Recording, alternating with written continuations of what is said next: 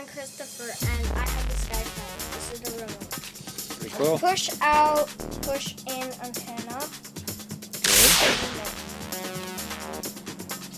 This is to turn on the engine up. Like right now it should be going up and it's switched off. This is to turn the right. Okay.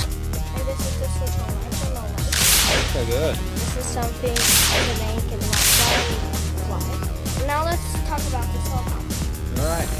Show it to us. It has these two blades. Well, if one spins like that, while the other one spins like that.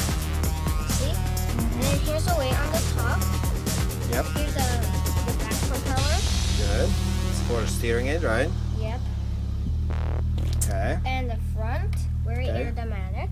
Good, very aerodynamic. You're right. And do we have a... Where is the engine? Can you show us the engine? Yep, that's the engine. And the battery is in the cabin, right? Yeah. Covered in the cabin. Okay, good. So, is it difficult to fly this thing? Yeah, if you're a beginner. And are you an experienced pilot? What do you think? I don't think so yet. Yeah, it feels like Alright, so you want to show us a little bit more, or this is it for today? Okay. So this is our heli. Action!